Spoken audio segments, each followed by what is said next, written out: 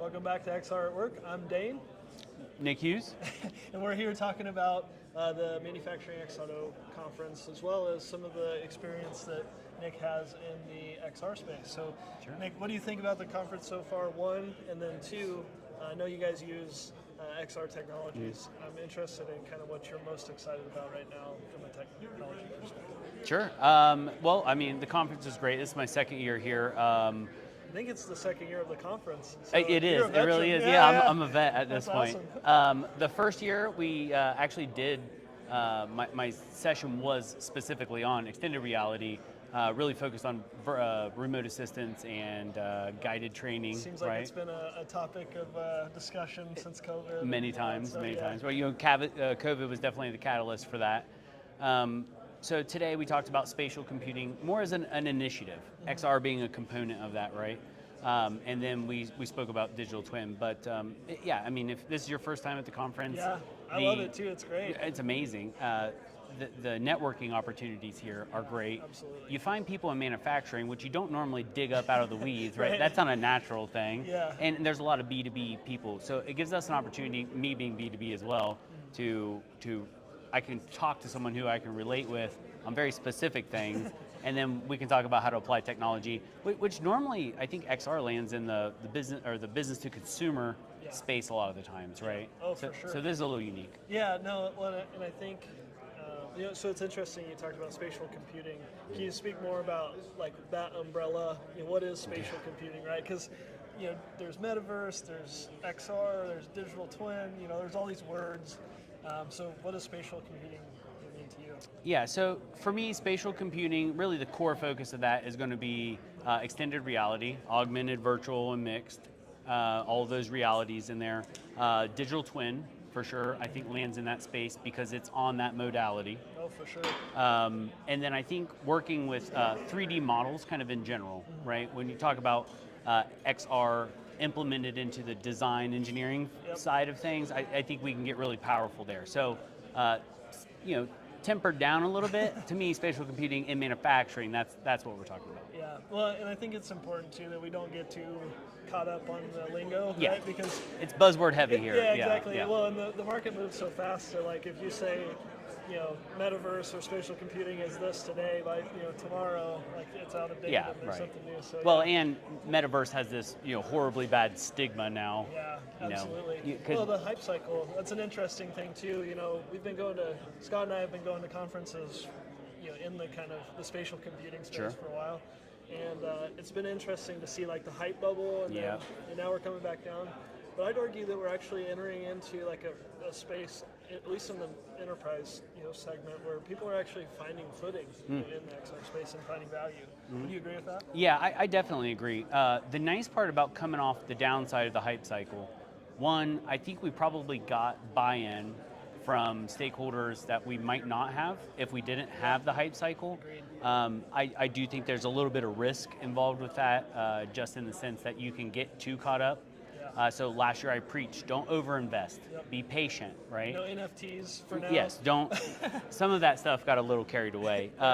But when we talk, just to validate what you're talking about, when you go to a Gartner, when you go to a Forrester, when you go to one of those companies, you talk to them, they're eyeballing 26, 27 for us to be in that. That's the sweet spot. That's when we can operationalize without having this huge amount of work. Yep. And so I definitely agree with you. Plus, for us, like me in a manufacturing role, we are starting to see footing. I just got an email from someone who was visiting an international, and a customer actually asked, hey, can you guys bring a HoloLens with you? We're interested in what that remote support relationship would look like. That's awesome. We don't have to travel back and forth. We can just deliver immediate value. You know what I mean? So That's really cool. yeah, use cases like that are great. Yeah. Well, so you mentioned like this is an ecosystem, right? There's Yep. lots of different technologies that make this up, and I think we talking before we started the interview. People should think about it as an ecosystem. If you're looking to make progress implementing spatial computing or metaverse or whatever you want to call it into your business, like there's many different architectural level things that need to be in place before you can be successful. Can you talk through just a few of those, like data management, model management, those types of things? So I think it's really important to accept the fact that these devices, you're probably not going to come in with a completely vetted and democratized hardware model where you're matching the right hardware with the right business opportunity. Right. That is outworldly ambitious initially. So for us, what we did was we went and said, okay, what do we have in portfolio? We're Microsoft Shop. What tools do we have that could help support us bring this in? So, for us initially, we went with the HoloLens 2 because we could manage it with Endpoint Manager and Intune, right? We were familiar. It's managed like a Windows 10 machine. I get no kickback from Microsoft, by the way. Yeah, not sponsored. Yeah, not Although sponsored. Microsoft, if you're interested, let me know. But what it allowed us to do was take a look at it and say, hey, this isn't that much different. The application of it is, right? But let's take a look and say, hey, these aren't much different. So from a device standpoint, we can manage them like anything else. On the data side, really we just wanted to make sure if we're recording things, where does it go? Where is it saved? How is it saved? Luckily for us, that Microsoft stack's all in Azure. But I don't want to talk just about the HoloLens 2. You have companies like RealWear, and you have Vuzix, yes, and they have their own solutions. They know that we're trying to solve these problems. Some of them are enterprise ready, some are not, right? You just got to find the one that fits you the right way. I think you make an interesting point. Can you integrate it into existing solutions? So like MDM, I imagine you guys probably use Intune for managing other devices as well. So to your point, don't start with the difficult devices to manage. Start with the easy ones to manage that IT will pass in a simple manner, and start there from an application perspective, and then as you expand and understand where new devices are needed or different capabilities, then you can democratize. You can democratize and go into other devices. And interesting, we spent just shy of 12 months actually evaluating the entire Windows 10 holographic OS to be able to securely bring it into our environment. Due diligence to the nth degree. When it's new technology, it's a new OS, it's a new device.